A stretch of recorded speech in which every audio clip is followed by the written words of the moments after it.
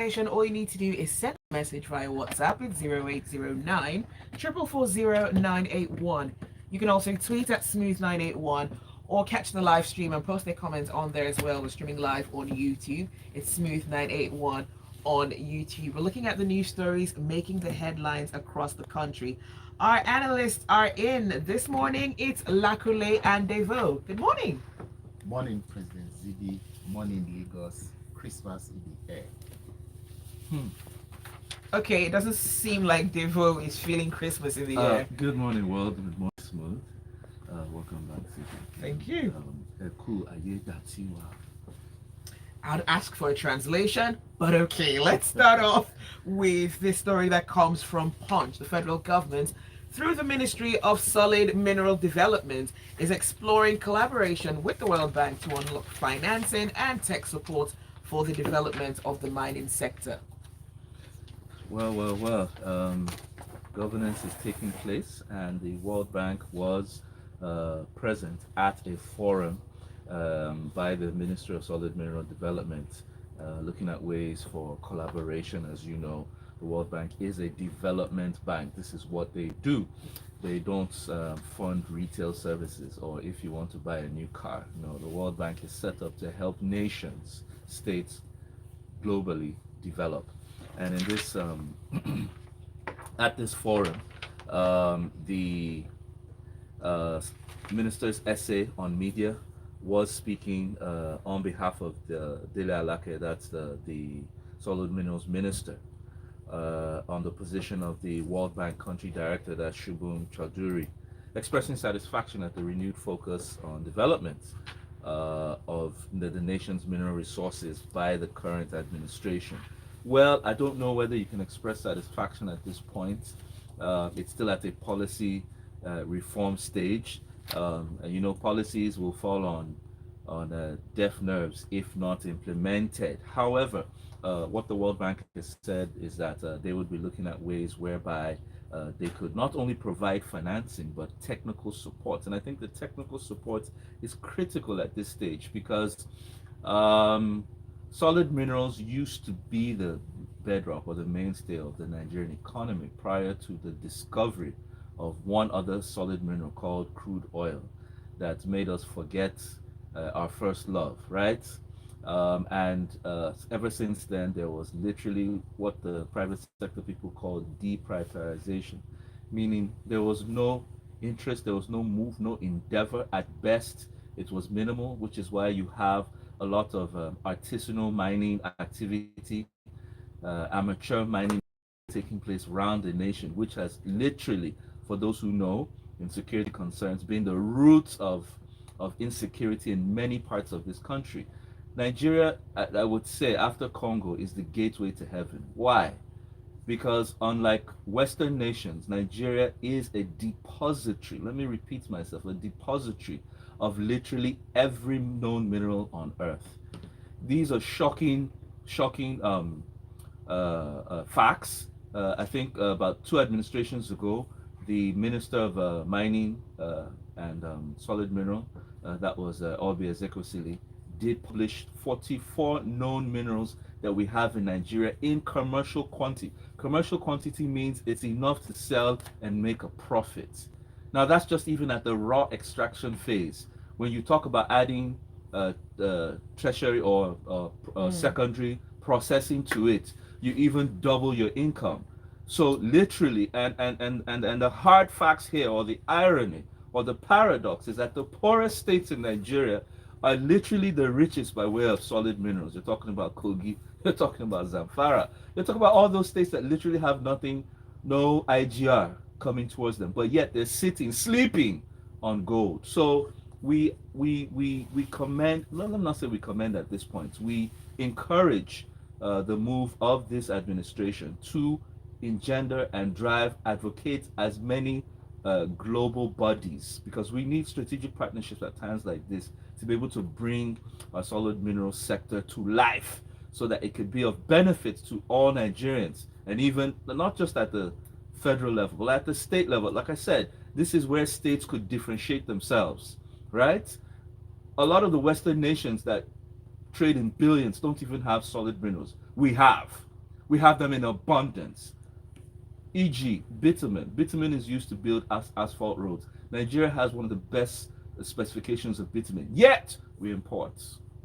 Hmm? For the lack of a bad example, we have one of the best crude oil in the world. It's low in sulfur content. It doesn't need that much processing, yet we import. So you begin to see that when they say renewed hope, there actually is hope. We're sitting on it. So we need to put our thinking caps together, work together. While the federal is doing their own, state governments also can work with private sector organizations to see how they can bring these sectors to life, create employment, and literally live the life that you have yearned for your nation. All right, thank you, Devoe, for that. Let us know what your thoughts are. 0809 440 981. From Vanguard, the federal government has told the Senate that it's considering returning to the National Assembly the 27.5 trillion naira 2024 appropriation bill to increase its size if revenue increases. Lakunle? Right. So this is an anticipatory um, act, or she's, for the lack of a better word to use, on behalf or on the part of the federal government, represented by the CBN. Um, by the Minister of Finance and Minister of the Economy, Mr. Wali Edu, who says that in 2024 we have a 27.6 trillion naira budget, but we anticipate that revenue will increase because we will be able to work in the solid minerals area, we'll earn more income from there. We'll be able to increase our tax income, and then if the revenue increases, then we'll come back here for an upward review of this 27 trillion. So the ifs are like three that I have seen already, in that if the revenue improves, if the tax we get our tax right, if we get the solid minerals. The story we just spoke to was about solid minerals. You see, we are not even talking about oil anymore. Thank God we didn't refer to oil in this story, right? But I would rather that we work with what we have now and not anticipate that we know whether the economy improves or not during the year, and there is need to spend money. There is a middle term expenditure framework that subsists till 2025 or 2026, I think. Now there's already a way government intends to fund this expenditure anyway. They will always refer to that framework to find the money to fund whatever they're going to do. They will always go back to the National Assembly for extra appropriation, as it may be. But it's okay that we've been warned, we've been told ahead, and then the real work is now to make it happen, so that by the time you are going to do that, your source of fund will not be that you want to go and take a loan. It will be that we have made progress in this area. Instead of the anticipated 100 million, we have got 300 million. So we have 200 million extra to spend on A, B, C, D, and so on and so forth. So that is what we would hope to see. It is one of the popular things that we used to say at this table in the last 2-3 years, that every Nigerian's duty now is to follow the money. Let us keep our eyes and ears open. Let us work from every area where we can. Let us put pressure from everywhere where we can within the ambit of the law to help our leadership to do the right things with the right tools and at the right time. Thank you, Lakunle. And Devoe, okay, let's move on to the next headline, and this one is coming from The Nation. The federal government is wooing medical students and other health professionals to join the military, and this is in order to boost the number of medical personnel in the services and also to reduce the effect of the so-called JAPA syndrome in service. JAPA, for those who don't know, is the desire to escape, or the act of escaping your own country for another. It's at this point, I think it should be added to the English lexicon, because in Nigeria, something must describe why everyone, especially professionals, are leaving the country for, would I call it, greener pastures or even browner pastures. And in this case, bit by bit, each sector is affected and they start speaking. We've always been hearing of how doctors and nurses, lab scientists have been leaving. Now the military is speaking up through the Minister of State Defense, that's Bello Matawale, who was at a Defense Health Maintenance Stakeholders Forum where he said that the military is in dire need of military medical personnel, consultants, and interns because they too have been affected by the Japa syndrome. And I mean, does it really matter where you are serving as a medical practitioner if the issues that have been on the table since, in terms of service working conditions, have not been addressed? You'll find yourself on that train. And he was speaking to building the government's intentions of building a new veterans hospital with about 100 beds, and that it was unknown before for military personnel to receive medical care outside the military hospital. If you've ever been to a military hospital, you will see the best of Nigerian medical infrastructure. I mean, just to not to out myself, I've used them practically all my life, and I know how well catered they are. I mean, after NMPC, the best hospitals in the country are the military hospitals. The other day, I think I was passing by one, and I saw one of the matrons who had gray hair, and I was like, wow, this should not be. What was the issue?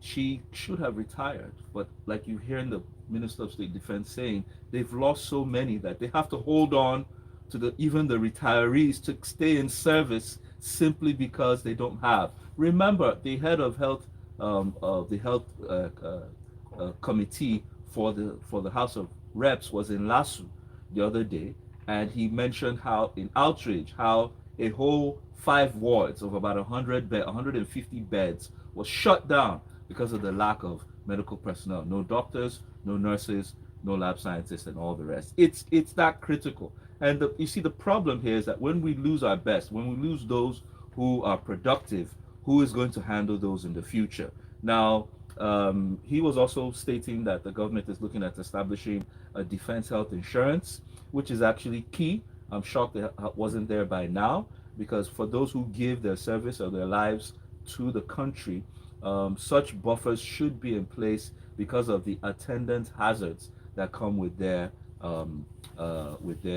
sector. Now, and your military must always be in top form. So it's clear that the full complement of medical services is always at its best for them to ensure that they can do their duties as expected.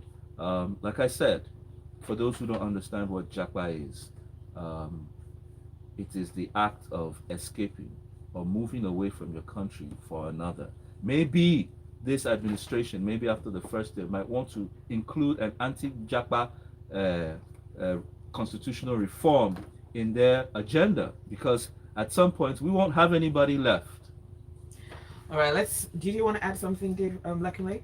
All right, let's go on to some of the messages coming through. William says, Devoe is hot this cold morning. Love the analysis on solid minerals. God bless ya.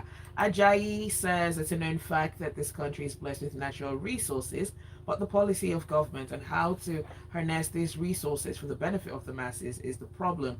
The idea of bringing foreign investors to partner with the government instead of the people is the crux of the matter. Developed countries allow their citizens to control their resources under strict government regulation.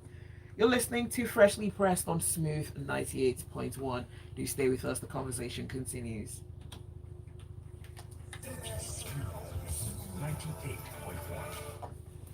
98.1. Sir, you never smile. How come? Are they treating you badly? What's going on? Non-bank financial institutions. How they say to me, man? I was wondering, she's always so I'm like, no day, we have to have fun of these days. What is going on? I know. What do they say? You should be smiling. We're not wicked people, though. But it's just our nation that's, it's not that we're mean. Keep smiling. ARM has got you covered. We all know there are a lot of apps out there promising to grow your I have money, one eye on but that guy. ARM Hmm. has Chatting me. everything you need to go from where you are That guy to has where you need to grandmaster be. plan. You wait and see. Start your wealth You know the creation events he journey goes for. It's his today picture that by goes on. downloading the ARM One app Yeah, from whose the Google picture Play should go? Store or iOS Store. His Great principal. options for No. everyone. You even start with as low as 1,000 You naira. will see him Just now. Wait 1,000 until it naira. happens. And This For more your team the guy now. wants to information, be visit president now. I know now. You can't be arm.com.ng vice or president call and not want 01 to be president. But his own is it's so sinister. That's You don't even 01 think that 271 that's part of 5000. His luck is that Tinubu ARM. is Let's wearing. face tomorrow. So, you know, Tinubu together. can't drag at the condition he's in. Okay, we're coming back on. To do politician. I don't know. He knows everything already. Here on Smooth 98.1. I go by the name Sandy. Don't touch that dial.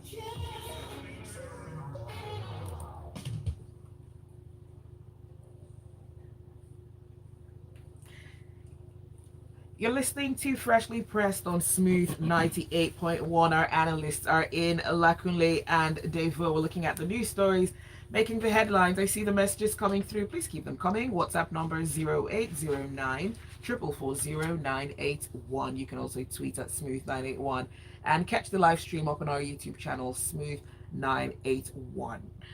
The Minister of Humanitarian Affairs and Poverty Alleviation, Ms. Betta Edu, has announced the federal government's plan to build low-cost shelters for the poor, internally displaced persons, and refugees across the country.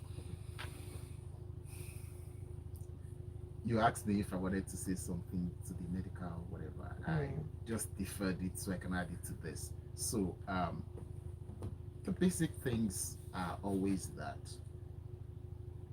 the foundation of the problem, we're leaving it out. Okay, so for example, the medical story for the military, we are asking people to come and join. Is it the joining that solves the problem itself?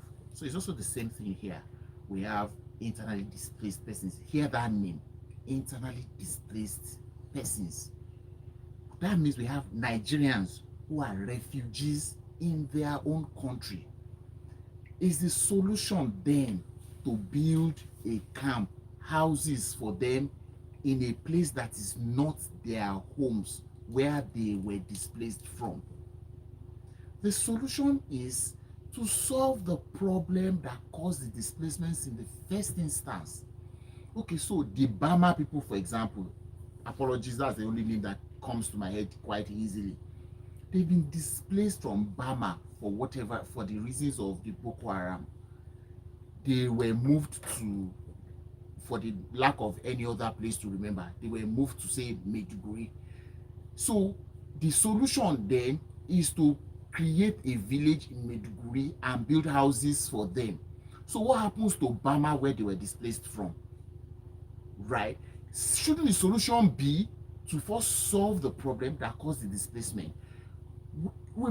She made a reference, the minister, honorable minister, made a reference to the Benue people, the farmer header clashes. People were displaced from their homes. Some of them have been moved to Abuja as internally displaced people. So you want to build homes for them in Abuja. What happens to solving the farmer header clashes and returning them home where they can farm, where they can do things productive to the economy, and they can add, here we are talking about a 30% food inflation. These displaced people are part of the reason we are at that level. How about solving that problem? And to think that this thing, 2 days ago or yesterday, she was at the budget defense. I was saying that they have a 28% increment in the budget against the current year for 2024, that the budget is 520 something billion naira. Is that the monies they're going to spend to build these houses? Yes, it's all right to take care of people who are displaced, but in my honest opinion, I don't think building refugee villages is the solution to the problem of solving multidimensional poverty. The solution is to solve the problem that made them displaced in the first instance and return them home so that they can contribute to the economy of the country. I mean, we can't say this more than enough. Yoruba people have an adage, that says that you cannot leave the leprosy to fester while you are treating the guinea worm infection. So I don't know the thinking, the thought process that went into this, that they are building, because it becomes permanent. Then sometime in the future, the fight erupts that we are the owner of the land. Government came and put you here. We want our land back. And then we go around that cycle again. Did you then move them from there and go and build another one? So I think we need to review this. We need to think through this properly and do the right things. All right, thank you, Lakunle. Let's go on to some of the messages coming through. Dan Okuda from Uganda says the solution to the Japa syndrome is good governance. If the country is working, nobody will Japa. All right. Osa says, first of all, we are in a kakistocracy. When we come out of it, things will be better. And then he says the president is begging Nigerian doctors to come back to war, in particular when he goes abroad for his own treatment. Is that hypocrisy? And Olu Bishop says, please can our analyst Devoe translate Eku to us? Okay. Ayedatiwa is the world is now ours. That's the name of the acting governor of Ondo State, effective, I think yesterday. Hopefully. Okay, effective, hopefully. so that's where the Ayedatiwa came from. Okay, and Deji says the sectors are full of people who are not deserving of positions, while first-class materials are operating keke. Now you want them to join the army, cooler work. Nothing will stop me from leaving the country when I am ready to. All right, let's go on to Punch. Vice President Kashim Shettima has unveiled a vision for reforming Nigeria's transportation sector. Devoe? The VP, that's His Excellency Kashim Shettima, was unveiling what they refer to as a bold vision for the reforming the Nigerian transportation sector. As you know, the Bola Ahmed Tinubu Shettima agenda is called Renewed Hope, right? Now, we spoke of the mining sector earlier. We moved to the medical sector. Now he's referring to transport. He was speaking through his essay on special duties at the 5th National Summit of the Chartered Institute of Transport Administration. Generally, the whole article speaks to how he was charging them to do their best, because the institute plays a role as the lifeblood and the artery of the nation's economic and national progress. That's a lot of English, right? Now, in 3 sentences, he captured where the meat of this story lies. Now, he said the 8 presidential priorities, that's the reform agenda, from food security, job creation, etc., could not be achieved without a functional transport system. Hard fact number 1, Bagam. I'm sure people know that the first thing the colonial masters did when they came to this country, I wanted to make it as a test for our listeners, was to build roads. Why? Because without roads, you are going nowhere. Now, you see, roads enhance trade and commerce. Roads enhance your economy. When I can move to one place to the other, then cash is in motion. Now, he said that an efficient system is their mandate. And as the institute, they were looking for their recommendations from well thought out policies, transport infrastructure design, effective operational strategies. That's still a lot of English, right? Now, you see, my challenge here is, will the federal government adopt the white papers recommendations of this institute? Because in Nigeria, we seem to have a lot of white papers stacked up that the dust is never wiped off them. And already they've passed this year's budget. The question is, are they going to work with this institute to ensure that the next budget, maybe 2025, has a semblance of some of the recommendations coming forth? Because the transport sector is far and wide, starting with roads. Now, not just local roads, interstate roads. It's a problem right now. Apart from the insecurity, you have a lot of bad roads. You have a lot of people who cannot move goods and commerce simply because what used to take 3 days now takes 2 weeks. By the way, for those who don't know, Lagos Ibadan, for over 30 years, I know they've done a lot.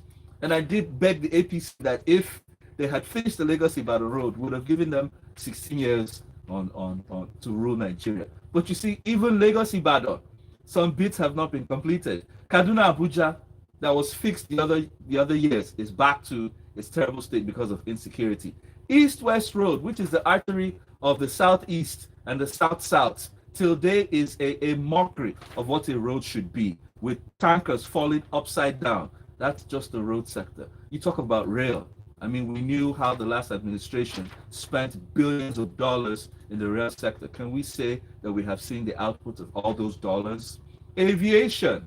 Aviation, that is your welcome home to not just Nigerian citizens, but also foreign people. What do they really see when they get into the country? How are we enhancing the capacity of Nigeria's numbers to drive our economy as a nation? Why are airlines getting the best of the Nigerian aviation market? Maritime. This administration has launched a ministry of the blue economy. But the truth is, as a coastal nation, as a Gulf nation, Nigeria has not even scratched the surface of its maritime sector. I'm not just talking about ships importing and exporting. That's the external maritime. Internally, instead of taking a flight to Port Harcourt from Lagos or taking a bus trip, why can't I enter a boat that takes me to Port Harcourt or Bonny Good luck with or that. even Bayelsa? No, it doesn't have to be for business. It could be for leisure. These are what you see in foreign nations that build their economies, that people travel. We even travel to all those countries to enjoy them. We should have that for ourselves. You see, the truth is, it's not just about announcing that, oh, we will do, we will, we shall, in the year. Start doing it. Make it happen. Let's begin to see some of these things from this year. That is when we will believe that the hope is actually renewed. All right, we've got just under 2 minutes to go. Following the medium-term expenditure framework report, the Senate has resolved to amend the Fiscal Responsibility Act 2007, 16 years after. And this one is coming from The Guardian. Right. Good news. I think that if the Fiscal Responsibility Act is 16 years old, a lot of things have changed between 2007 and now, locally and internationally. And for us to be able to make things work, we need to factor in all those changes into what our laws should be. I'm one of those people who believes that the Nigerian law, starting with the constitution and all the amendments that it has to date, needs continuous review and needs to be challenged in every way possible. And I think that doing this is right step in the right direction. But however, they said that there is something called the Fiscal Responsibility Commission, and then they're going to create a whole new agency for this reason only. I don't think that is reasonable, except that the only reason you think that, okay, creation of job for the boys is neither here nor there on that basis. But this is simply a responsibility of the Ministry of Finance. It should be more than one office of complement of maximum 10 people. What is there about fiscal responsibility that you need a whole commission that's going to be employing hundreds of people?